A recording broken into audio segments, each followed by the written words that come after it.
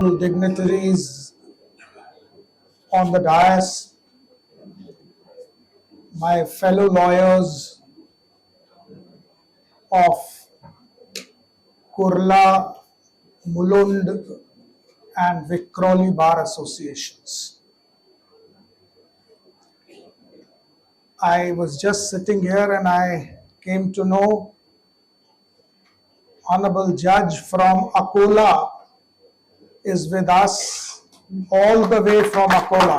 Please give him a big round of applause.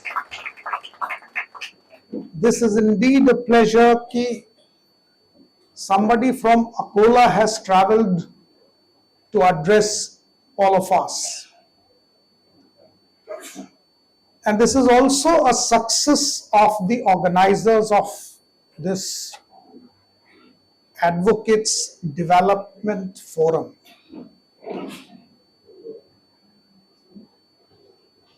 When I stand here and see the gathering, it is unbelievable. I really feel कि Advocates Lawyers Forum ने कुछ तो कमाल किया है. इतने सारे एडवोकेट्स इकट्ठे कर लिए.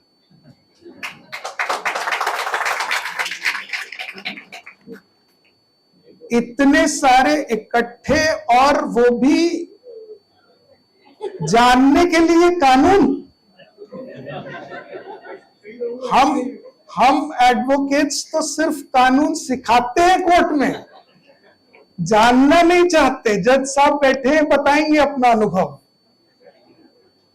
हम तो जजों को पढ़ाते हैं और बाहर निकलकर अगर फैसला हमारे फेवर में हुआ तो अपनी शान दिखाते हैं,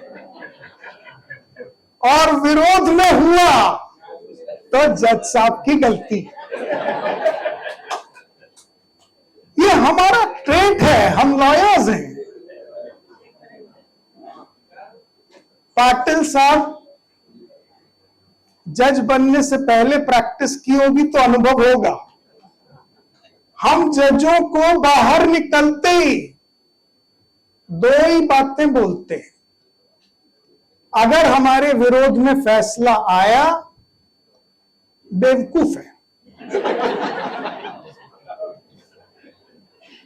और अगर किसी ने कहा नहीं नहीं बेवकूफ नहीं इंटेलिजेंट है, तो मुझे लगता बेईमान है. यही हमारा जजमेंट है.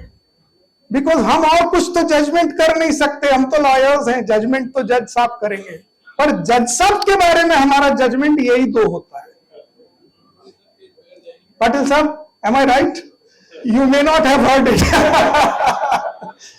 थोड़ा डायस से उतर के गैलरीज में घूमेंगे तो यही सुनने को मिलेगा. अब आज का जो ये विषय है, 1 जुलाई 2024 से क्रिमिनल लॉज में बड़ा भारी परिवर्तन होने वाला है. 8 दिन बचे हैं. 22 जून को हम मिले हैं. 1 जुलाई से ये तीनों कानून नए आ जाएंगे.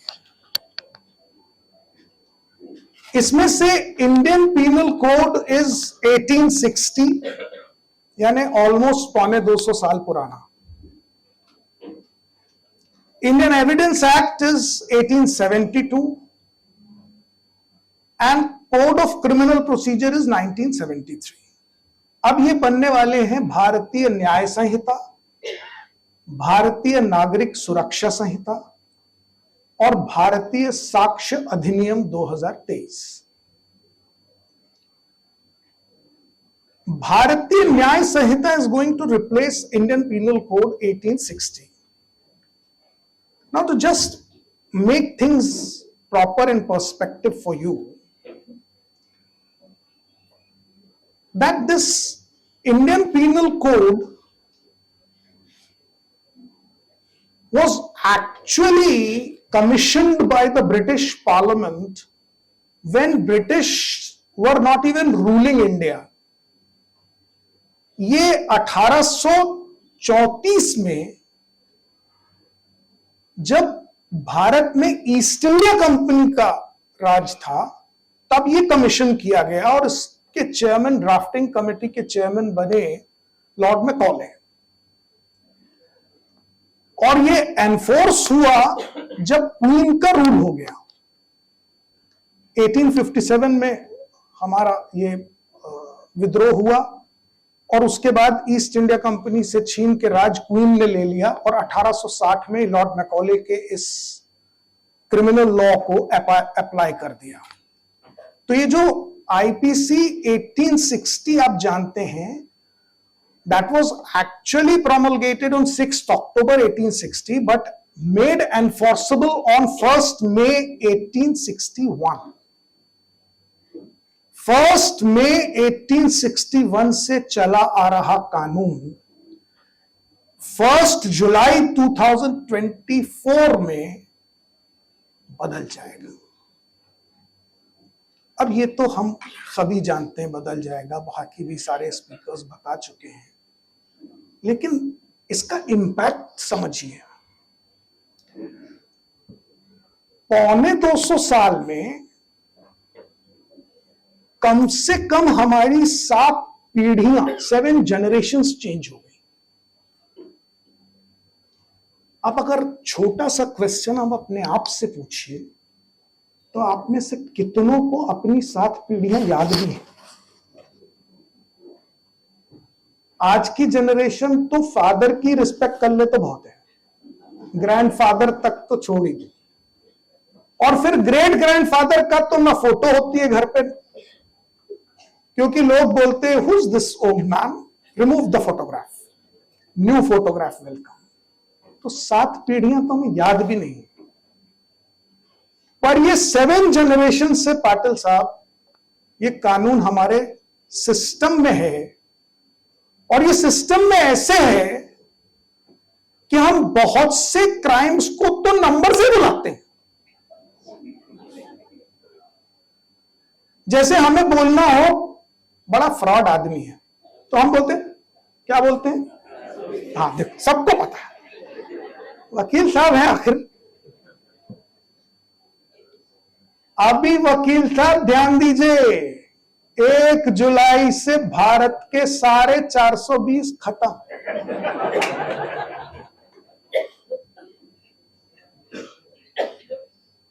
अभी कोई 420 नहीं रहेगा, अभी कुछ 420 ही खत्म। आईपीसी गया, ये है ना हमारे सिस्टम में रचा बसा।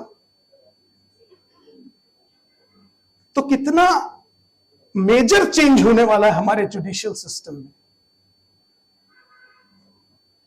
और we being in the practice of law for 123 years, I'm a 4th generation of a lawyer, 34 years I'm practicing. तो इंटर्न्स हमारे ऑफिस में रेगुलर बेसिस पे आते रहते हैं। अब तो मैं इंटरव्यू पैनल में नहीं बैठता हूं, मेरे ऑफिस के लोग बैठते हैं। पहले जब मैं बैठता था तो एक छोटा सा मुझे किस्सा याद है। इंटर्न आया, उसने कहा कि सर मैं टॉपर हूं, मैंने एलएलबी में टॉप किया है। और उसके हाव भाव में एक गर्व की फीलिंग थी। तो मुझे लगा ये अभी स्कूल बॉय सिंड्रोम से बाहर नहीं आया, ये लॉ है।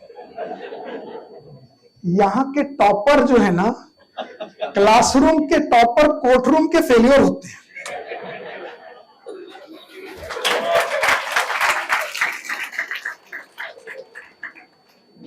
Because we lawyers know that the law is not learned in classrooms.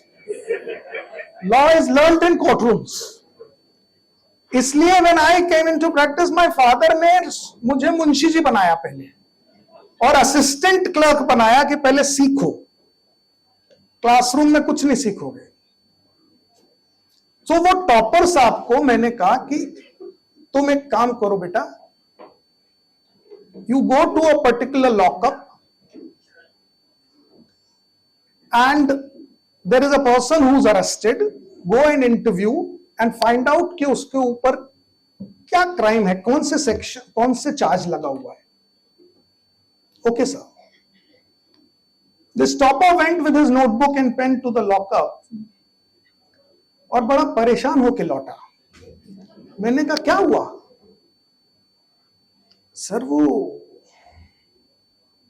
पता नहीं चल पाया क्या क्राइम है। मैंने कहा क्यों, क्या हुआ?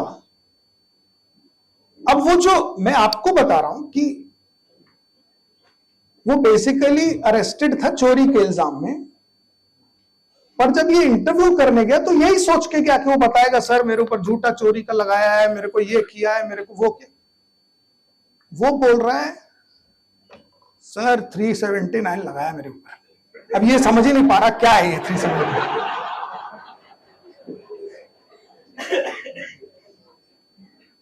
इसको यही नहीं समझ में आ रहा कि 379 तो मैंने 3-4 लॉ में से कौन सा वाला, आईपीसी का कि सीआरपीसी का कि और कुछ कंपनी लॉ का, क्योंकि 400-500 सेक्शन वाले कई स्टैट्यूट हैं।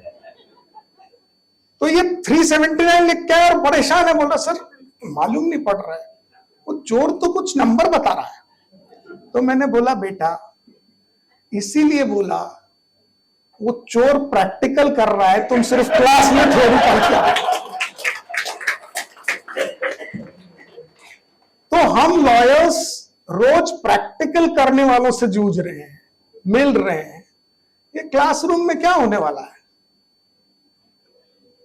और ये जो भारतीय न्याय संहिता अब आ गई आईपीसी को रिप्लेस करने, इसकी खूबी ये है कि धन्यवाद है हमारी गवर्नमेंट को जिन्होंने, मुझे लगता है कि ऐसे प्रैक्टिकल लोगों के इनपुट लेके ये बनाया है।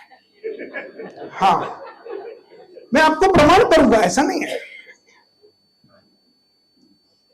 देखिए we all know IPC 511 section है, 23 चैप्टर है, पर एक्चुअली ये सत्य नहीं है, क्योंकि ये जो भी 511 सेक्शन 23 चैप्टर बने होंगे 1860 में बने होंगे, पर 2024 आते आते एक्चुअली गिनेंगे तो 26 चैप्टर हो गए। एडिशंस हुए ना अमेंडमेंट कर करके, और थोड़े मोड़े नहीं, 63 sections are more added. A B C D कर करके हमने उसमें तो टोटल मिला के अगर आप गिनेंगे तो आईपीसी में अभी 8 दिन तो टैक्सिंग है आपके लिए, वो 8 दिन में आप गिनेंगे तो एक्चुअली 574 सेक्शंस होते हैं एंड 26 चैप्टर्स। अब 504 मतलब 650 सेक्शंस हो गए। और जब अमेंडमेंट्स हुए होंगे, जब भी एडिशन हुए होंगे, तो मुझे लगता है कि जो ब्यूरोक्रेसी है हमारे देश की, वो ही सब इसमें इनकॉर्पोरेट कर देती है और पार्लियामेंट में प्रेजेंट करते हैं और पार्लियामेंटेरियंस पास कर देते हैं। वो जो अमेंडमेंट्स इनकॉर्पोरेट किए, मुझे नहीं लगता कि किसी लॉयर्स को कंसल्ट करके वो इनकॉर्पोरेट हुए। इसलिए आप देखेंगे कि बड़ा रैंडम एडिशंस हैं, कहीं भी कुछ भी जोड़ दिया है। वो सब अब भारतीय न्याय संहिता में स्ट्रीमलाइन हो गया है।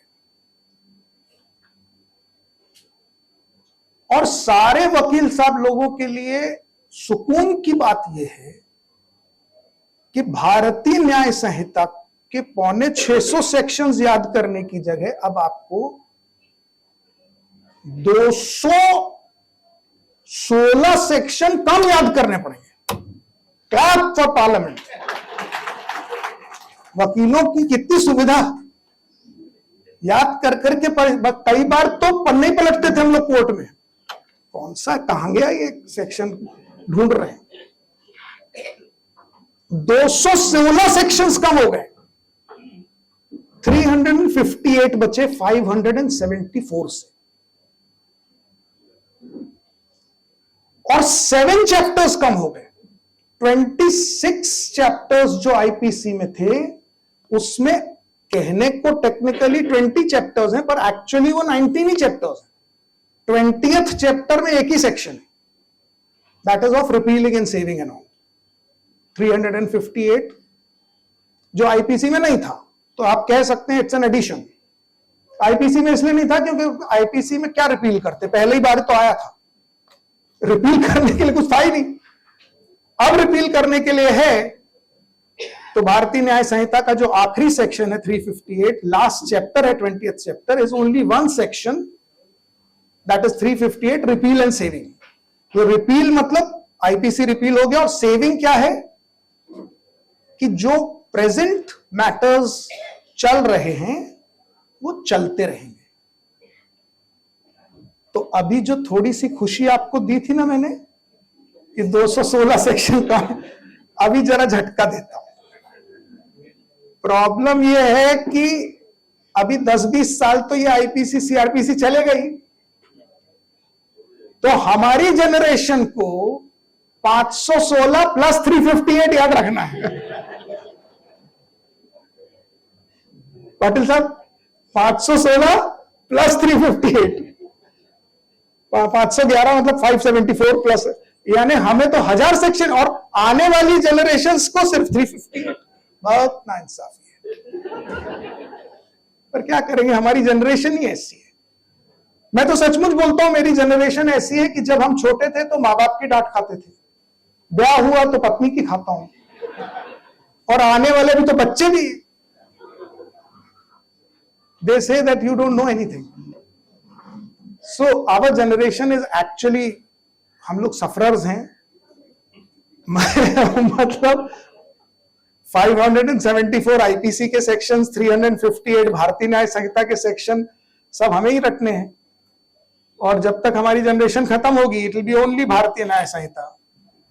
मुंबई में भी अभी आप ट्रैवल करिए, कितना कठिन है, ट्रैफिक हर जगह है, सब जगह मेट्रो रेल का खुदाई है, ये है वो है, और हर जगह लिखा है आपके भविष्य के लिए वर्तमान की तकलीफ झेल लो। अरे मेरा भविष्य नहीं बचेगा भैया जब तक ये सब कंप्लीट होगा। मैं तो कई बार सोचता हूं, इतना खोद रहे, क्या खुदा मिल रहा है इनको, भगवान जाने क्या हो रहा है। लेकिन ये हमारी जनरेशन की तकलीफ है। तो क्या क्या चेंज हुए, डेफिनेशन में अगर आप जाएंगे तो जो ये 26 में से 19 चैप्टर हो गए, उसमें जो फर्स्ट 2 चैप्टर्स थे वो इनकॉर्पोरेट होके ओनली 1 हो गया, प्रिलिमिनरी। और जो सेक्शन 1 to 52A तक जा रहा था, that has come on to section 1 to 3, that's it. So 52A sections are comprised to only 3. One is short title, extent and commencement. उसका एक मेजर चीज याद रखनी है कि जो चेंज हुआ शॉर्ट टाइटल में, जो एप्लीकेशन वर्ड है, एक्सटेंट वर्ड आपने सुना होगा, हर स्टैट्यूट में होता है। एक्सटेंट 2 तरह का होता है, एक सब्जेक्ट मैटर होता है और एक jurisdiction, territorial jurisdiction. So now that territorial jurisdiction which every statute used to have with an exception of state of Jammu and Kashmir is now removed. So now this Bharatiya Nyaya Sanhita will be applicable throughout India. Please, good. Removal of Article 370, now it is across India. Now Section 8 to 52A were the separate sections for definitions. So now it is all under Section 2. अब Section 2 में A, B, C, D, E, F करके उन्होंने उसको alphabetical order में ला दिया, लेकिन 5 definitions add हो गए जो आपके लिए बहुत इंपॉर्टेंट हैं, आप चाहें तो नोट भी कर लीजिए। Actually I had requested the organisers कि अगर यहाँ कुछ स्केच बोर्ड वगैरह होता तो I would have drawn it for you, but anyway no problem. 5 जो इंपॉर्टेंट डेफिनेशंस हैं, जो हम सबसे पहले बात समझिए। First is 2A, audio visual electronic means, that is section 2A of Bharatiya Nyaya Sanhita. Audio visual electronic means, we all understand what is audio visual electronic. So now this is incorporated, this is defined. And section 2I, after A, I'm directly taking you to 2I, that is electronic communication. This is also defined. Section 2A is audio visual electronic means, and section 2I is electronic communication. ये important है, इसलिए important है कि हम सब habitually आजकल WhatsApp message आया नहीं कि फॉरवर्ड करते हैं। थोड़ा भी इंटरेस्टिंग लगा तो लगता है हमारे दोस्तों को भी पता चलना चाहिए, रिलेटिव्स को भी, फैमिली मेंबर्स को भी। थोड़ा भी कुछ सेंसेशनल है तो भी हम फॉरवर्ड करते हैं। ये बड़ा कॉमन है, पर अब सावधान होने का समय है। Because this electronic communications etc. is now defined in the Bharatiya Nyaya Sanhita, or electronic communications include your WhatsApp, your Instagram, your email, your all kinds of electronic communication, और उसमें अगर slightly भी कुछ objectionable मिला material, तो now not only the creator of that communication but forwarder of that communication will also be liable. So beware. बड़ी सावधानी से फॉरवर्ड कीजिए.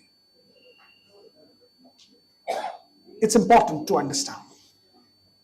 इसके बाद जो 3 इंपॉर्टेंट डेफिनेशंस इंक्लूड की गई हैं, जो आईपीसी में नहीं थी, सीआरपीसी में भी नहीं थी, एविडेंस एक्ट में भी नहीं थी, लेकिन हम सब वकीलों के चूल्हे उसी से जल रहे थे. हम सब वकील साहब की असली कमाई जिन चीजों से हो रही थी वो डिफाइन ही नहीं था कहीं, and that was bail. Bail आई मतलब ठीक है चलो कुछ तो आज ग्रांट हुई तो भी ठीक, नहीं हुई तो और अच्छा है, फिर अगले ऊपर जाएंगे. और ये देखो जो सबसे ज्यादा हमारी इनकम करा रहा वो डिफाइंड भी नहीं था. कई लोग पूछते थे सर ये बेल क्या है. ज्यादा बात मत करो तुम, एक तो वैसे ही क्राइम करके आए हो, तुम्हें छुड़ा रहे हैं, ऊपर से डेफिनेशन पूछ रहे हैं. बोलो ना, हम अपना ऑरा दिखाते थे. अब ऑरा नहीं दिखाएंगे, उसको भारतीय न्याय संहिता दिखाएंगे. लो दे लो, ज्यादा बात मत करो, लाओ कितने दे रहे हो. 3 definitions, 2B, 2D and 2E. Very important definitions have been added. B defines bail, D defines bail bond, and E defines bond. Bail, bail bond and bond, all 3 are now incorporated in definitions. अब आप जानते हैं क्या bell है, क्या bond है और क्या बेल बॉन्ड है. So now this clarity has been brought. इसके अलावा section 4 sub clause F is very important, जो कि पहले आईपीसी में सेक्शन 53 के आसपास कहीं आता था. That was punishment. हमारे भारत में 5 तरह के पनिशमेंट थे आईपीसी के अंदर. First was death penalty, second was life imprisonment, third was imprisonment for a period of term, rigorous और simple imprisonment, fourth was forfeiture and fifth was fine. ये 5 ही पनिशमेंट्स थे आईपीसी में. Now section 4F which defines punishments have added section 4F, 6th punishment, that is community service. पर यहां मैं आपको 1 second के लिए रोक रहा हूं कि ये कम्युनिटी सर्विस तो जोड़ दिया. सर सुनिए, बड़ी इंपॉर्टेंट चीज है. कम्युनिटी सर्विस के डिफाइन उसमें तो आ गया पनिशमेंट में सेक्शन 4F. लेकिन मजे की बात यह है कि section 4F community service is nowhere defined. अब हम तो अपीयर होने वाले हैं और पाटिल साहब के सामने जाकर बोलना सर इसको कम्युनिटी सर्विस दे दो। बाकी सरदर्द पाटिल साहब का कि डिसाइड करो क्या होता है कम्युनिटी सर्विस, हमें नहीं पता, because IPC does not define. तो अब तो जजेस की प्रॉब्लम है, what is community service, you decide. The parliament has not taken a botheration to decide it, it is left to judicial officers to decide what is community service. If the judge decides that my own backyard of a garden is community, वो कहेगा पीछे जाके घास काटो, मेरे बंगले के पीछे घास बढ़ गई है जाके, it's a community service. I am sorry, because किधर भी डिफाइन नहीं है। हमारा पार्लियामेंट देखो कितना समझदार है, जजेस के ऊपर छोड़ रहा है, देखो देखो तुम्हें क्या लगता है। So now it can be anything for community service.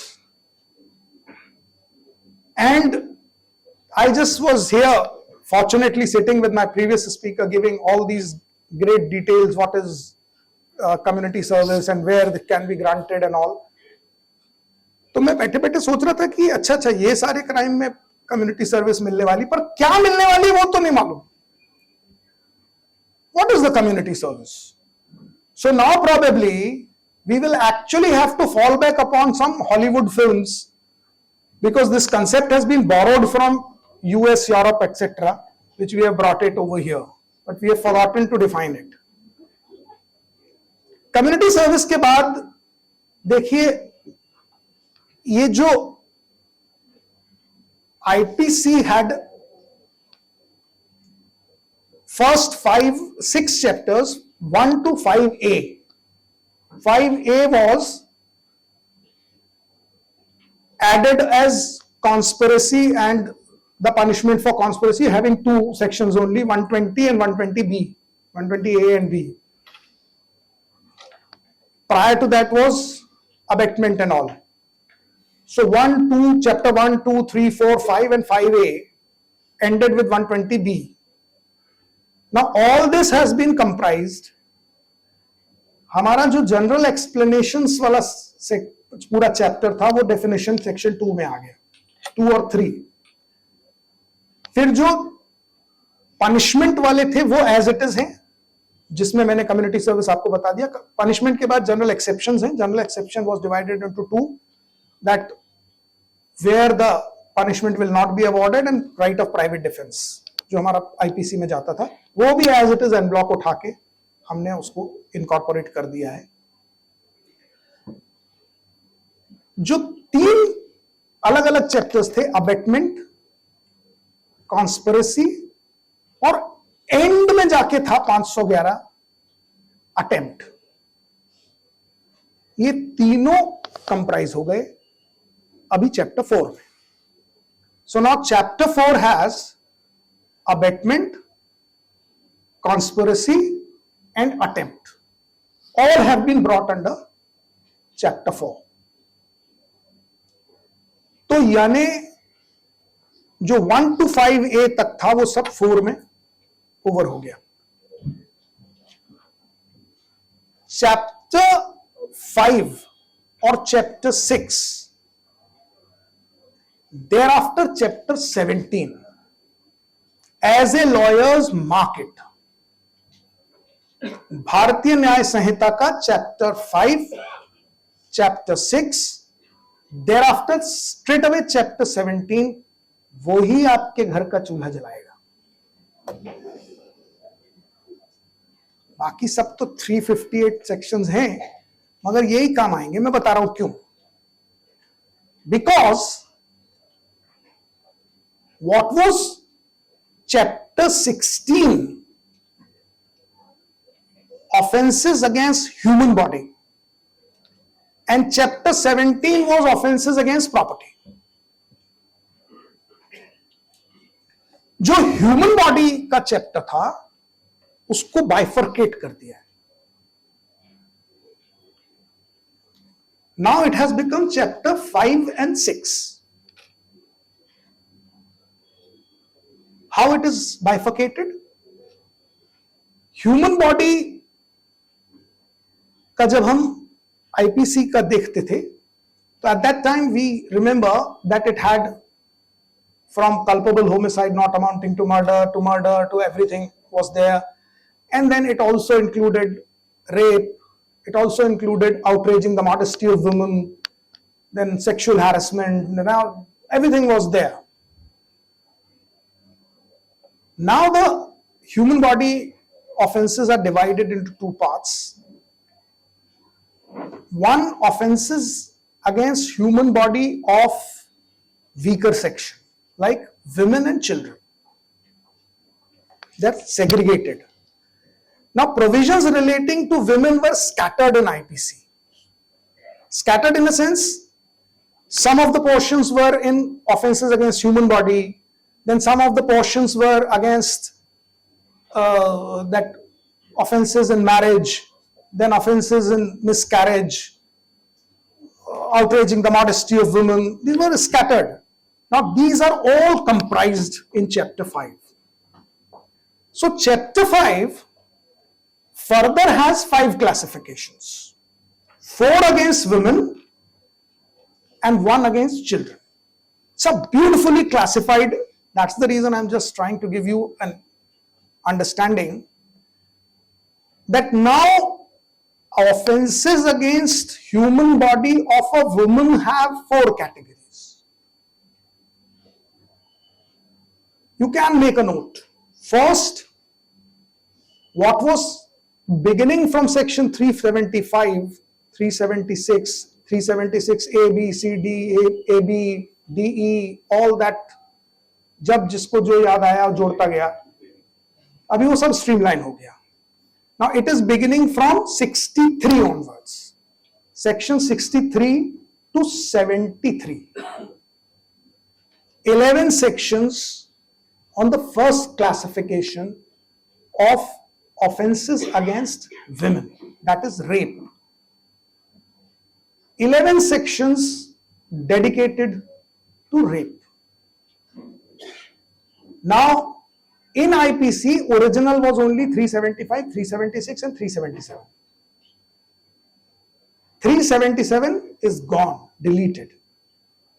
376, A, B, C, D, E, F, all that is now streamlined, became 63, 64, 65, 66, 67, 68, 69, up to 73. So 63 to 73 is rape. All kinds of rape. Where in between, one section is added, and that is section 69. 63 to 73 के बीच में आता है section 69, जो original में नहीं था, and that is sexual relation through deceitful means. So this is in between that 63 to 73. तो 69 आप याद रखेंगे, deceitful means. धोखा देके अगर सेक्सुअल रिलेशन बनाया जा रहा है, तो this is section 69. So important change from ABCD and all, because we all know that by ABCDE, gang rape, by rape by authority, rape by hospital person, this by all was there. This 69 is an addition which was not there.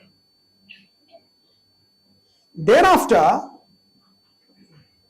second category of offenses against women is assault.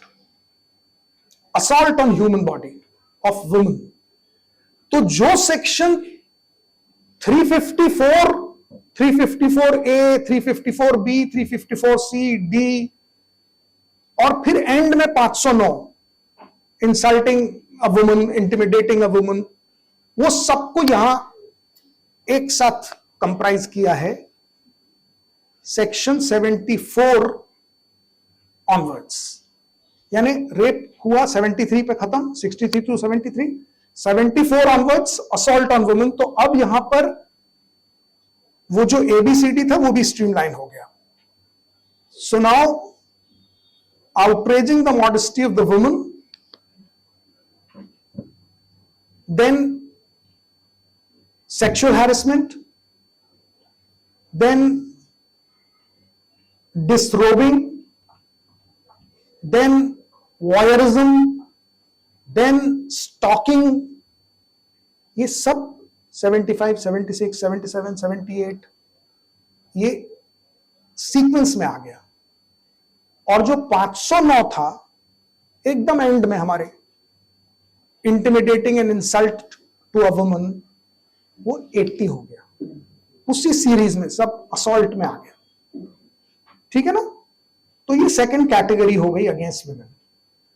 Third category में offences against marriage जो एकदम end में थे FIR में, IPC में, that was 495 onwards up to 498A।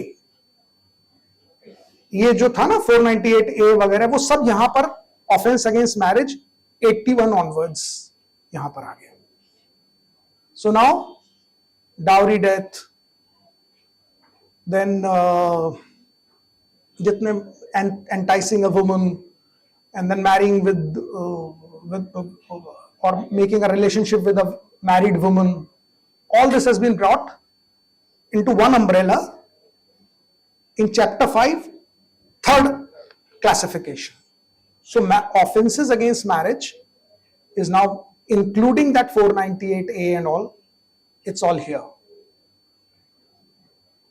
80 onwards, because third category was 74 to 79, fourth category is 80 onwards, and the fifth category is offenses of miscarriage.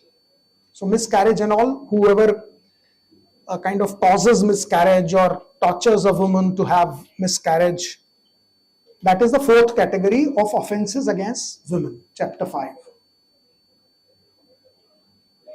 और जो मैंने बताया कि women and children, तो fifth classification is only for children.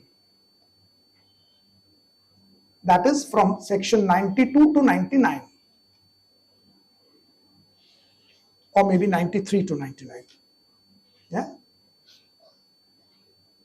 उसमें भी एक addition हुआ है सेक्शन 95, 93 to 99 में। 95 is important addition which was not there in IPC, and that is target killing। जो बच्चों को यूज कर रहे हैं आजकल लोग ऑफेंस क्रिएट करने के लिए या कुछ करने के लिए, वो hiring a child to commit offence, तो वो भी यहां पर 95 में ऐड हो गया है। Am I going too technical? आप बोर तो नहीं हो रहे? अच्छा अभी ये देखो, ये हमको वकील साहब माननीय कपिल शर्मा समझ रहे हैं हमको। ये कह रहे हैं साहब आप लॉ वो बाद में बताना, थोड़ा जोक वोक सुनाओ। कमाल है पाटिल साहब, दिन भर आर्गुमेंट सुन के बोर होते हैं कि हम भी वहां भी जोक वोक सुनाए। ये हमारा बार है।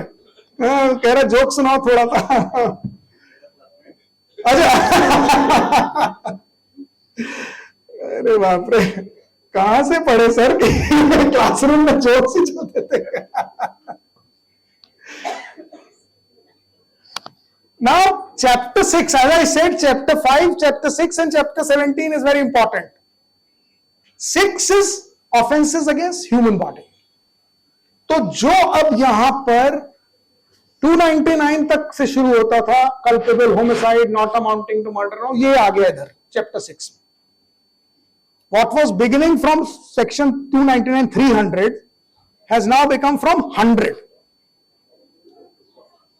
तो अब जो आप 302 करते थे ना, 1 जुलाई से भूल जाओ। अब बन गया पुलिस वाले को जो डायल नंबर है ना, वो याद रखना। कौन सा नंबर है पुलिस को डायल करने का? 100। तो मर्डर इज डायल 100। याद रखने के लिए आपको ये थोड़ी थोड़ी ट्रिक्स बता रहा हूं। So now you dial 100, that means section 100 का मैटर आया, यानी कई दिन चूल्हा जलेगा।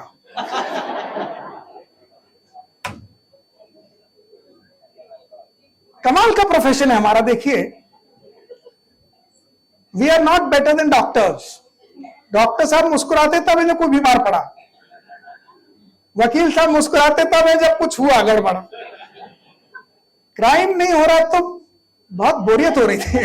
ये कोविड में तो बहुत ही परेशान हो गए थे, कुछ क्राइम ही नहीं हो रहा था। तो ये कमाल का प्रोफेशन है।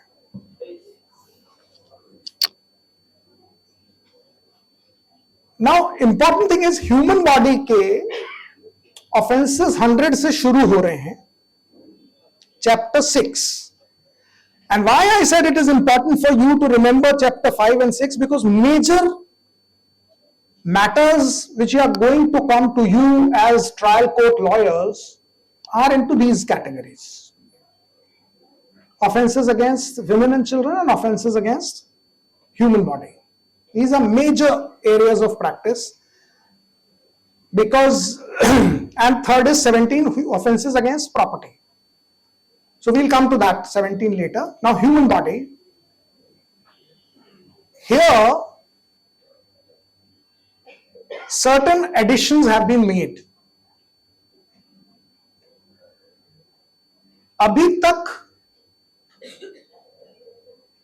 ऑर्गेनाइज्ड क्राइम जो आपको बताया गया था अभी थोड़ी देर पहले, वो एक्सक्लूसिव नहीं था। तो 3 important sections have been added into this chapter 6: 111, 112 और 113। ये 111 ऑर्गेनाइज्ड क्राइम, मेजर ऑफेंसेस का, 112 ऑर्गेनाइज्ड क्राइम, छोटे ऑफेंसेस का, पेटी ऑफेंसेस। तो 111-12 दोनों ऑर्गेनाइज्ड क्राइम है, पर 11 में बड़ा ऑर्गेनाइज्ड क्राइम और बड़ी पनिशमेंट अप टू डेथ। 111 में आपको डेथ पेनल्टी तक का प्रोविजन है, बिकॉज मेजर क्राइम है वो, ऑर्गेनाइज्ड क्राइम। और 112 में पेटी ऑर्गेनाइज्ड क्राइम, जेब कतरे वगैरह जो होते हैं, पिक पॉकेट कर लिया, ये कर लिया, वो भी ऑर्गेनाइज्ड क्राइम है, क्योंकि कोई ना कोई उसमें सब ग्रुप होता है। And the third important addition is terrorist. That is 111, 112, 113। तो अभी टेररिज्म वगैरह नहीं था हमारे उसमें आईपीसी में, क्योंकि तब नहीं होगा। अभी that is something which is very prevalent, so it has been incorporated into Bharatiya Nyaya Samhita. And ये जब आप, मैं बहुत टेक्निकल उसमें नहीं जाऊंगा क्योंकि आप सब पढ़ेंगे ही, भारतीय न्याय संहिता की कॉपी खरीदेंगे, तो मैं तो सिर्फ इंपॉर्टेंट लैंडमार्क ही बता रहा हूं कि ये सेक्शन जरूर पढ़िएगा, क्योंकि यही आपके ग्रॉसर बनने वाले हैं इन एडिशन। तो ऑर्गेनाइज्ड क्राइम, पेटी ऑर्गेनाइज्ड क्राइम और terrorist. Why I'm saying that these were important additions, because sometimes those who used to be part of the organized crime and terrorism, it was felt by us lawyers as well as by the courts that they were let free very easily because of not having stringent provisions and punishments, not defining these major crimes.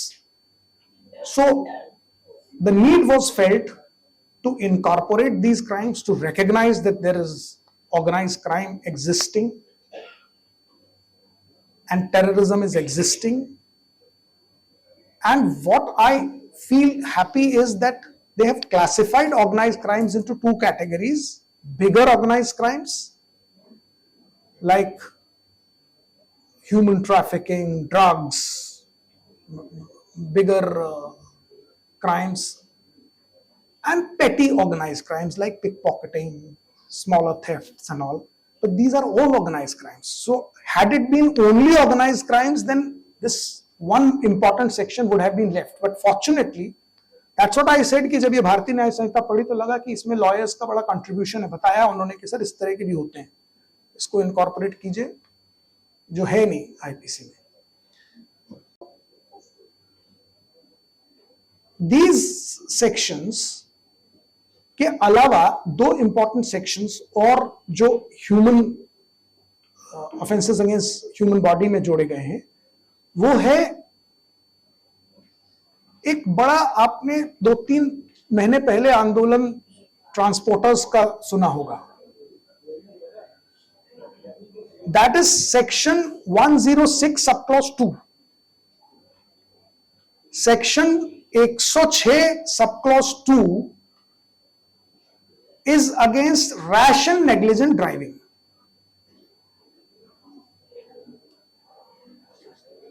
एक 106 sub clause 2.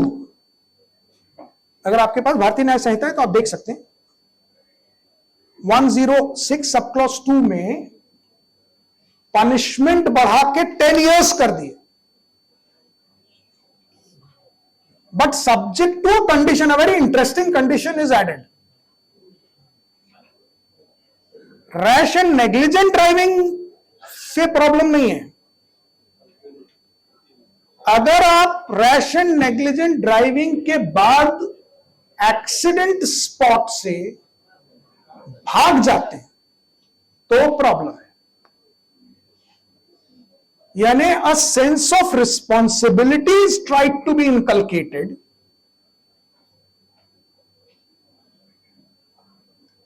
That after this accident, road accident by rash and negligent driving, you have to report the incident to the police immediately after this accident. तो आप sub clause 2 के larger punishment से बच गए. लेकिन अगर आप भाग गए तो फिर अगली बार गाड़ी नहीं चला पाएंगे. 10 साल में तो भूल जाएंगे ना अंदर क्या है. नई गाड़ी आ जाएंगी, सब अलग अलग चीजें आ जाएंगी, तो क्या है. जो ये आंदोलन हुआ था तो वो फर्स्ट बिल में जो 106 आया था उसको थोड़ा मॉडिफाई कर दिया उन्होंने. जो ये एक्ट में बदला है उसमें था कि विक्टिम आपके एक्सीडेंट का जो है उसे आप उठा के अस्पताल ले जाओ. अब वो हटा दिया. ये सब आंदोलन हुआ, ड्राइवर क्या सर हम अस्पताल ले जाएंगे क्या? नहीं सॉरी, ये सब नहीं कर सकते, हम खुद ही भाग रहे हैं उसको उठाएंगे. यहाँ एक्सीडेंट तो तेज ड्राइव कर रहे थे तभी तो हुआ. I just want to move fast out of that incident. तो खूब आंदोलन हुआ. सरकार भी ने कहा अच्छा ठीक है कुछ करते. तो अभी वो विक्टिम को तो पड़ा रहने दो वही, आप पुलिस स्टेशन चले जाओ और पुलिस वालों को जो उठा लो सर, उसको वो वहां पड़ा है उसको उठा लो और अस्पताल पहुंचा दो. क्योंकि हम जाएंगे तो हम भी अस्पताल चले जाएंगे. वो स्पॉट पे हमको कौन छोड़ने वाला है. कितनी प्रैक्टिकल चीजें हैं हमारे देश की, आप समझिए. ये लॉ जो है ना, बनाने वाले वहां बैठ के कुछ भी बना रहे हैं. अरे भाई हमारी जनता को जानते नहीं आप. अच्छा, पिक्यूलियर चीज है. मैं जब स्कूल में था, साइकिल से स्कूल तब जमाने में साइकिल चलती थी, अब आप लोग पता नहीं देखा नहीं है क्या. हम लोग तो स्कूल जाते थे साइकिल से. तो एक तो बचपना था और साइकिल चलाने में जोश आता था.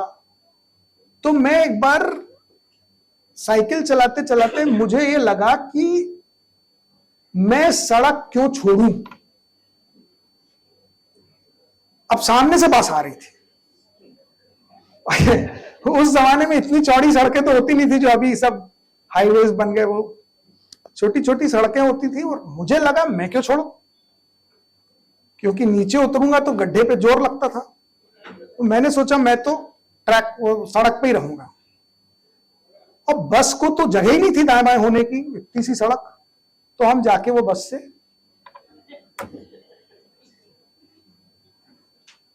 वो ड्राइवर ने जो कुछ कर सकता था बेचारे ने किया, बचाया, उठाया, हमको गिर गए थे।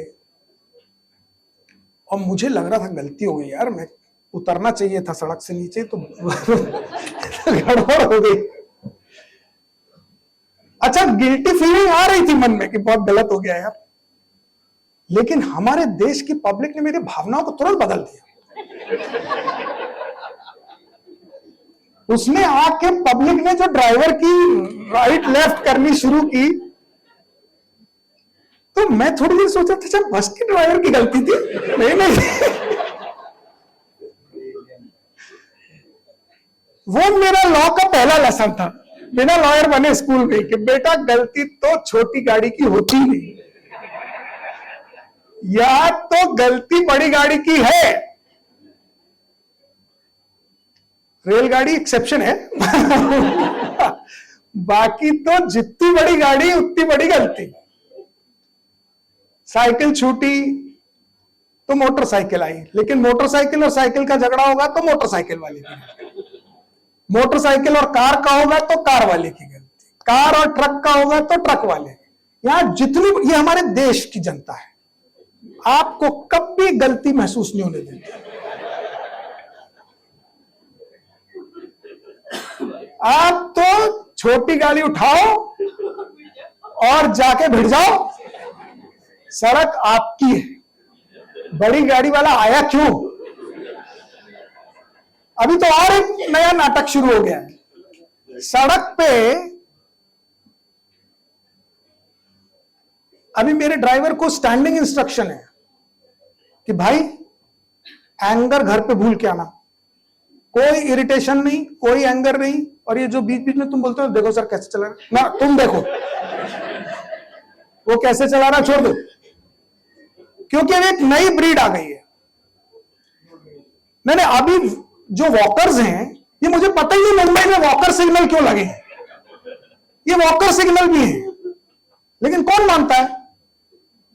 ग्रीन है, रेड है, वॉकर तो निकल रहा है, तो वो सबसे राजा है सड़क का। और आपकी गाड़ी से डैश हुआ नहीं, और डैश तो बहुत दूर की बात है, नहीं होगा, सिर्फ आपने हॉर्न बजा दिया अगर, क्योंकि अभी वो जो वॉकर्स हैं वो लेटेस्ट वॉकर्स हैं, वो फोन पे बात करते निकलते हैं ऐसे करके। और अगर आपने हॉर्न बजा दिया, उनके फोन वार्ता को डिस्टर्ब कर दिया, मान लो यूएनओ की टॉक हो रही है पता नहीं क्या, और आपने हॉर्न बजा दिया वहां, तो वो ऐसे देखेगा। मतलब मैं अपने ड्राइंग रूम में घूम रहा हूं, तुम गाड़ी लेके आ गए यहां और ऊपर से हॉर्न बजा, क्या है ये? वो ऐसे करके देखता है। बाइक वाला आपकी गाड़ी के सामने से कट मारेगा और आपने हॉर्न बजाया तो फिर ऐसे देखेगा। यानी तुम कौन हो यार? अगर मैं आप में से जो ज्यादा लोग वॉकर और बाइक वाले हैं, तो आपके अगर भावनाओं को आहत कर रहा हूं तो मुझे क्षमा करिएगा, क्योंकि ये अपने देश के ऑब्जर्वेशंस हैं जिसको भारतीय न्याय संहिता समझ रही है। उन्होंने कहा भाई यहां एक्सीडेंट करो, रुकना नहीं वहां स्पॉट पे, तुम उसको उठाने अस्पताल ले जाने के चक्कर में, भाई साहब वो तो गया, तुम भी जाओगे तुम निकलो। तो अभी 106(2) में ला दिया कि बस इतनी जिम्मेदारी करो कि पुलिस स्टेशन जाओ और उनको बताओ कि सर आप उठा के लाओ। हाँ, मैं तो वहां नहीं जाऊंगा, मुझे मेरी भी सुरक्षा चाहिए, मेरी गाड़ी की भी सुरक्षा चाहिए। Now these are important editions.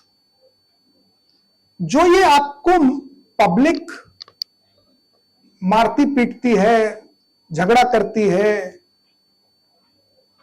उसके ऊपर भी आईपीसी वो साइलेंट, बिकॉज शायद उस समय की पब्लिक उतनी जागरूक नहीं थी मारपीट करने के लिए। तो वो जो प्रोविजन है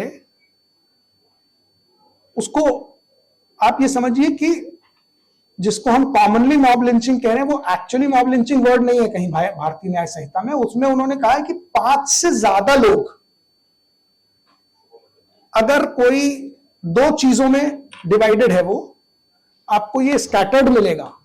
आपको ढूंढना पड़ेगा 103 sub clause 2 section 103 sub clause 2 में आपको ये मिलेगा और 117 सब क्लॉज 4 में मिलेगा, 117 सब क्लॉज 4। ये दो जगह मॉब को कैसे बताया उन्होंने कि अगर 5 या 5 से ज्यादा लोग मिलकर किसी का मर्डर कर देते हैं, killed somebody, that is 103 sub clause 2। So killing by more than 5 people is a mob lynching. But ये किलिंग तक नहीं रखा है इन्होंने। मान लो मरता नहीं है आदमी, लेकिन पब्लिक ने मारा तो सही,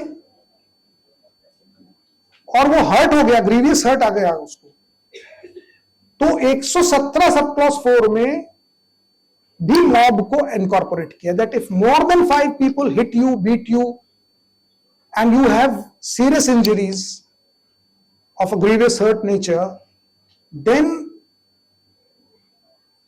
that is also mob lynching. So mob lynching is not limited to death only. Even hitting you, beating you, hurting you.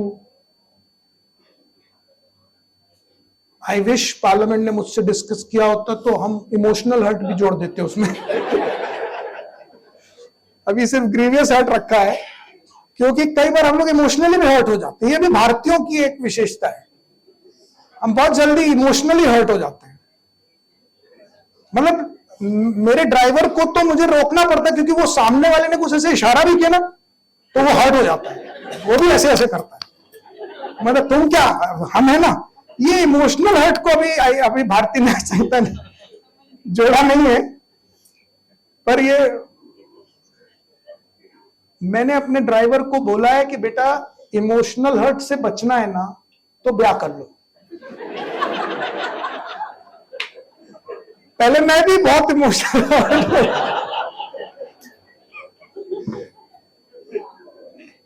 अभी सवाल ही नहीं, अभी सिर्फ my wife gets emotional hurt, I am not allowed, मुझे तो अलाउड ही नहीं है।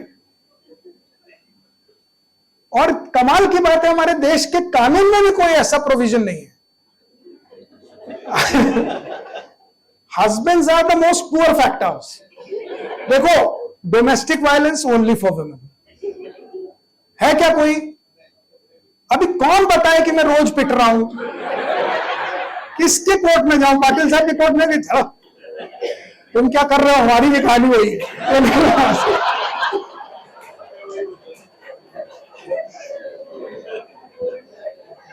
Sorry Patil साहब, मुझे पता नहीं। अच्छा, तो कौन सुनवाई है बताओ ना? घर पे तो है ही नहीं सुनवाई, वकील साहब की सुनवाई कोर्ट में भी नहीं है। और मैं आपको मजे की बात बताऊं,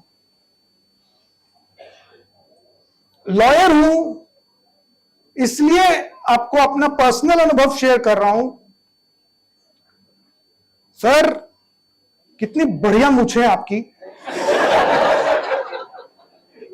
अच्छी लग रही है ना? ब्याह के पहले मेरी भी थी।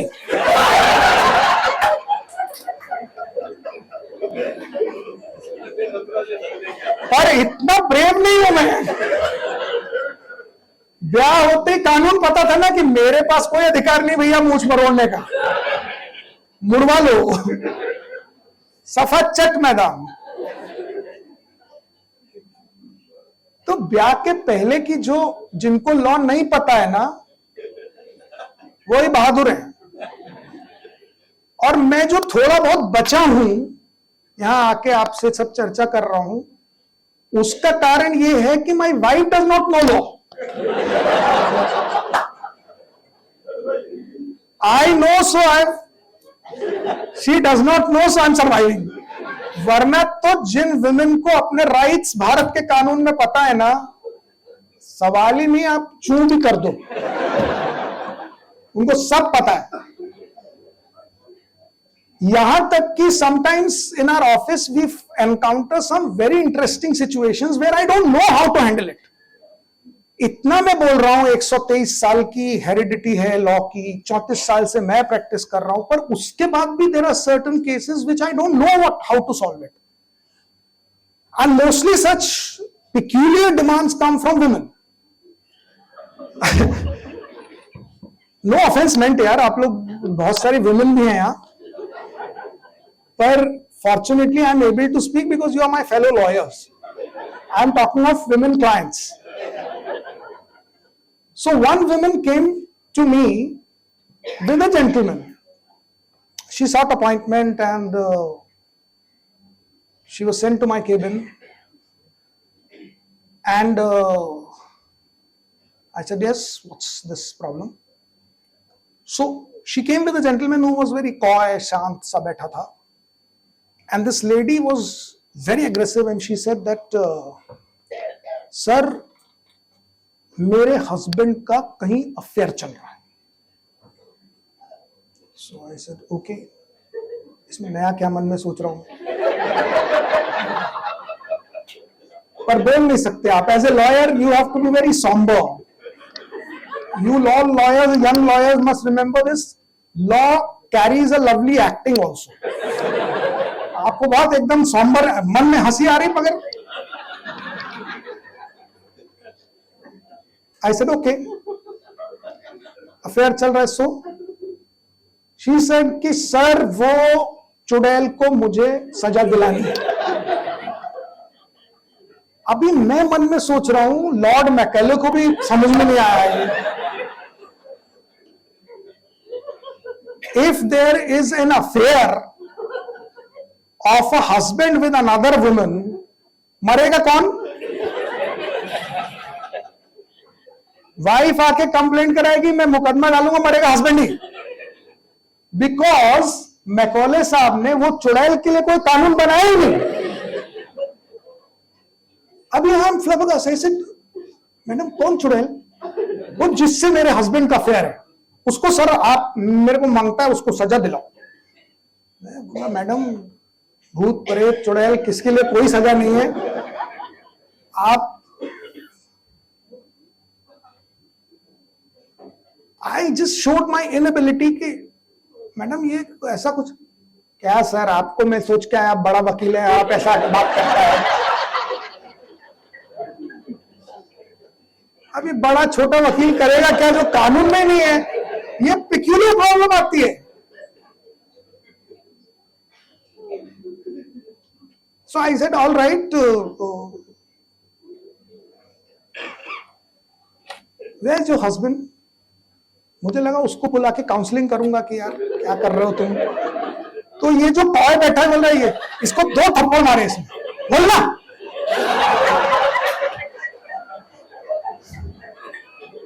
उसकी हालत देख मुझे ये अफेयर चला रहा है.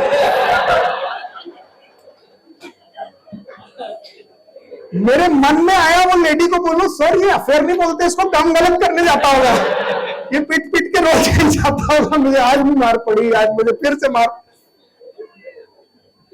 अब इसका क्या सोल्यूशन करोगे आप?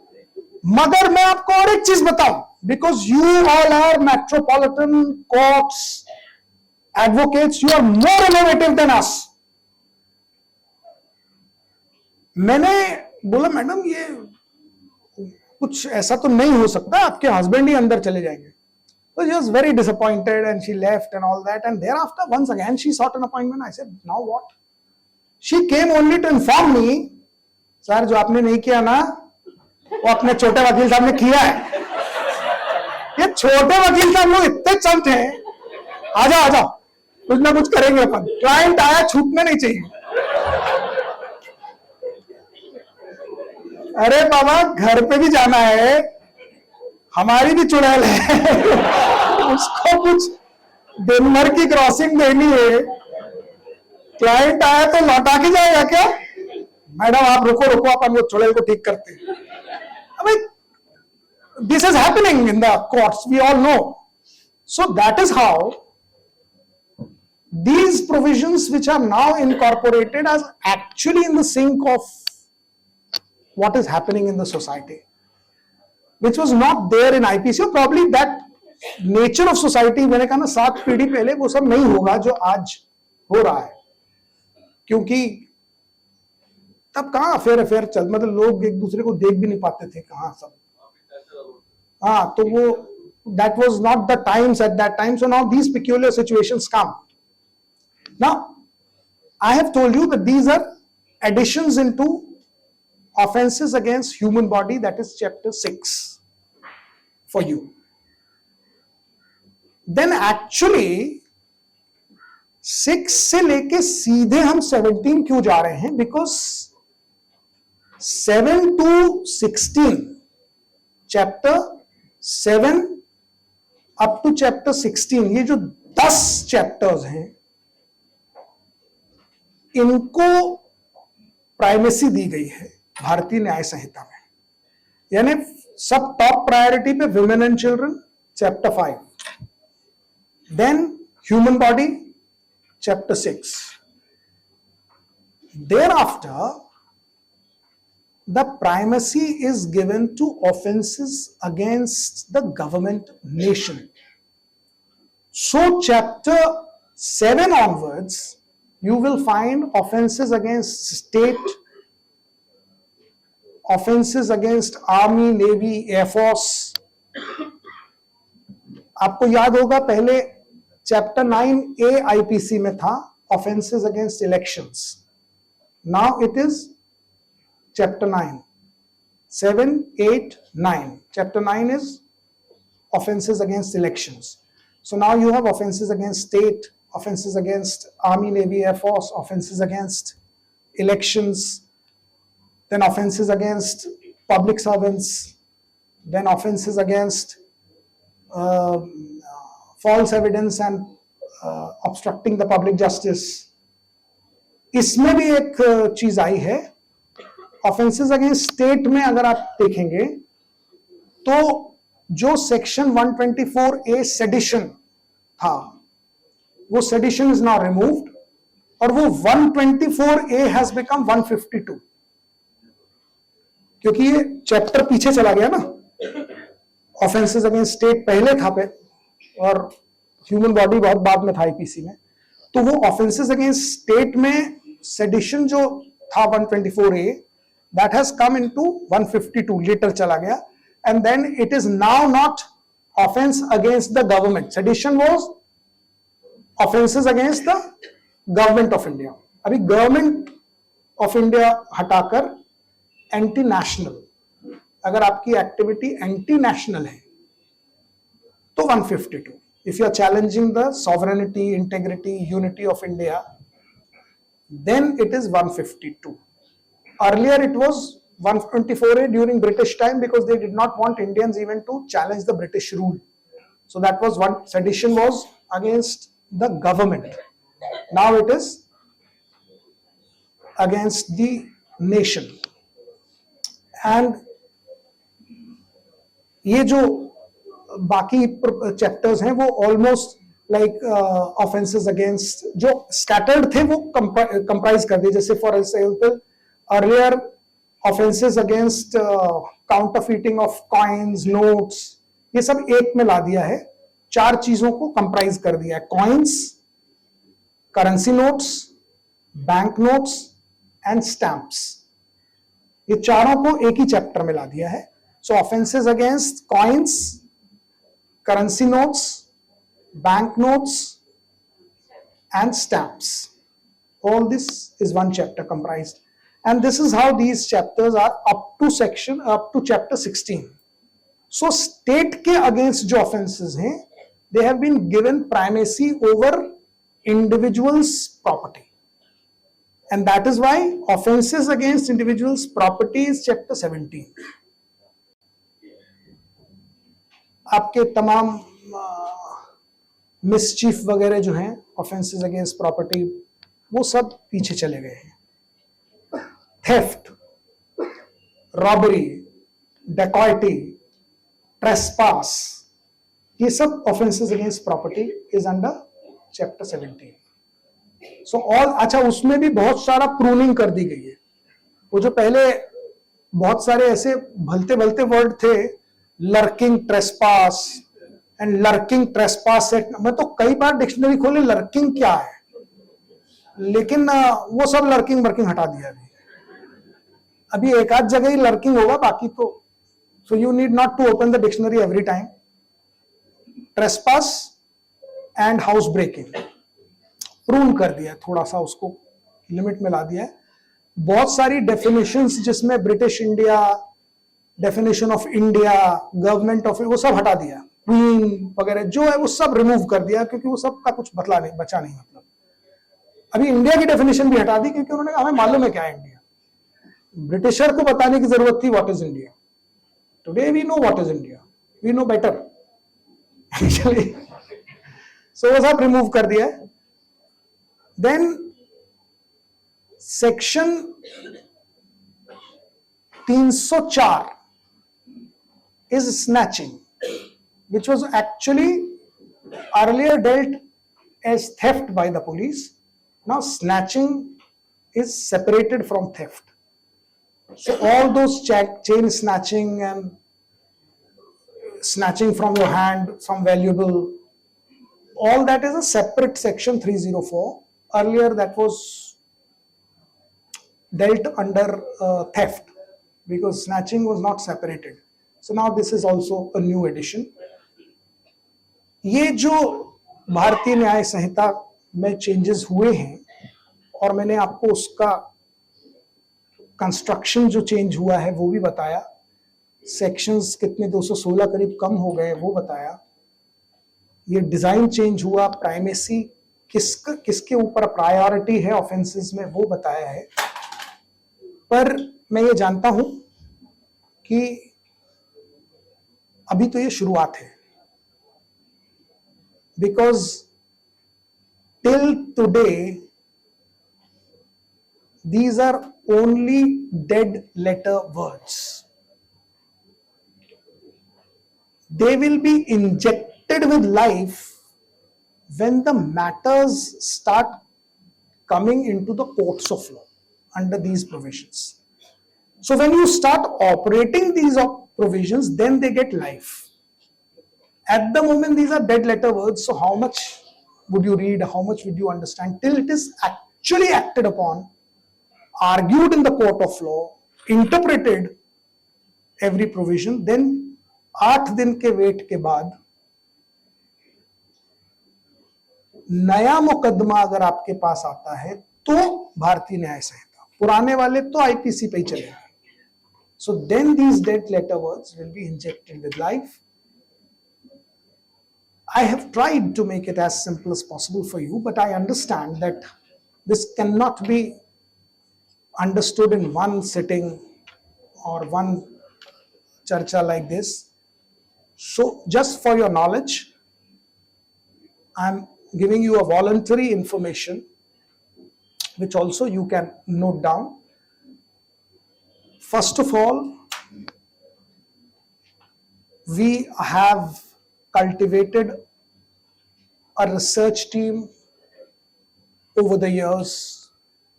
Now around 70 plus people are working in that research team and for us. And we are offering free of cost services to the lawyers across India.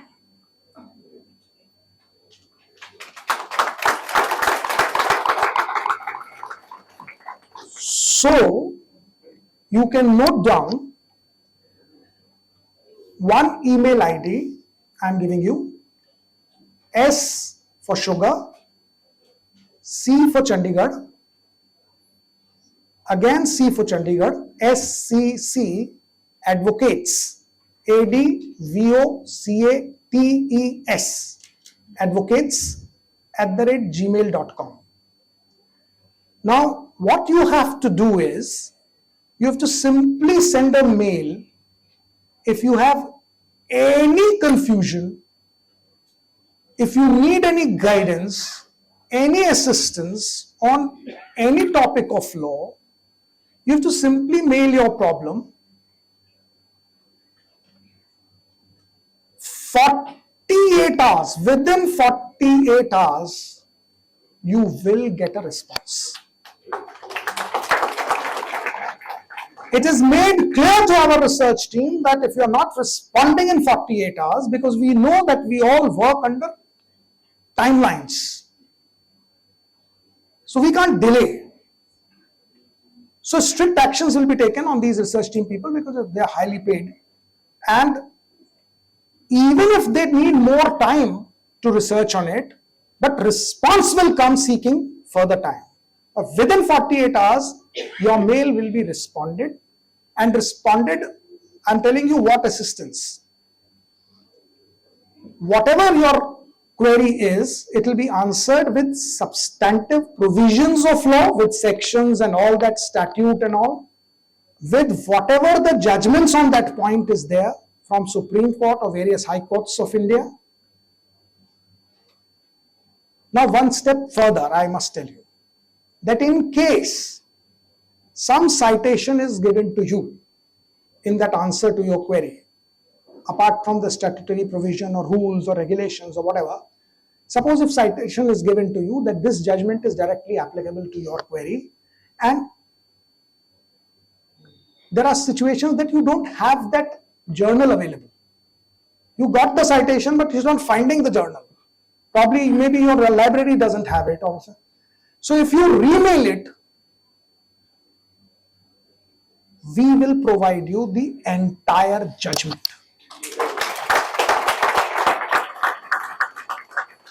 And mind you, this is absolutely free of cost, a pure service to our fellow lawyers. Now, over and above this, and I'm sorry, not only fellow lawyers, to the judiciary as well, in case if you want, and no advantage will be taken. Well, sends a mail. Thus, over and above it, suppose if despite getting an answer onto your mail, if you are not satisfied, you want to personally discuss, you can call directly, I'm giving you the number, 98210 10059. I'm repeating, 98210 10059. This is my number, Puneet Chaturvedi, advocate. You can directly talk to me. If you have a query, if you have a question, if you say that yes, I had got the answer, but I'm still confused. This is again purely for the assistance, and no billing will be happening, no charges will be taken. This is purely our fraternity should come closer and we feel empowered. Whatever experience we have, we will share. If we don't have experience, we will tell you apology. हो सकता है कि कई बार मैं ही आपसे पूछ लूं कि अच्छा ऐसा हो रहा है क्या?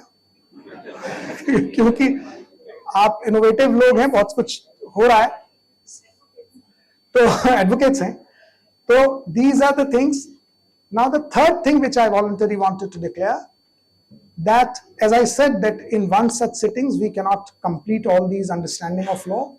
So I have many such lectures across India. I'm invited and I've been delivering it, and they are all available on my YouTube channel. You have to simply search on the YouTube Puneet Chaturvedi Advocate, PUNEET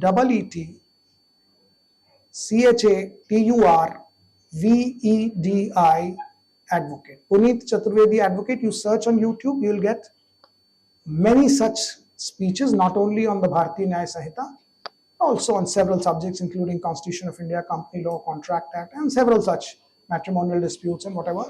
I'm sorry. अच्छा, you've subscribed. अरे वाह, thank you very much. हाँ, मतलब ये आपका क्या नाम है? I'm sorry. आतिश. अरे भाई, इंस्पायर हुई आतिश से, हमने सब्सक्राइब भी कर लिया, आप भी कर लीजिए. अगर इतने सारे वकील साहब ने मुझे सब्सक्राइब किया तो यूट्यूब वाले भी परेशान हो जाएंगे, बोलेंगे अरे ये क्या हुआ. तो हो सकता है यूट्यूब वाले मेरे घर का चूल्हा जलाने लगे. मुझे उम्मीद है, I hope that you have liked this, and this is what is Bharatiya Nyaya Sanhita for you. I feel that more such sessions will be organized and we will keep meeting. I really thank these organizers to have invited me. and I'm impressed that they have gathered such a wonderful gathering of Kurla, Mulund and Vikhroli Bar. Jai Hind. Thank you.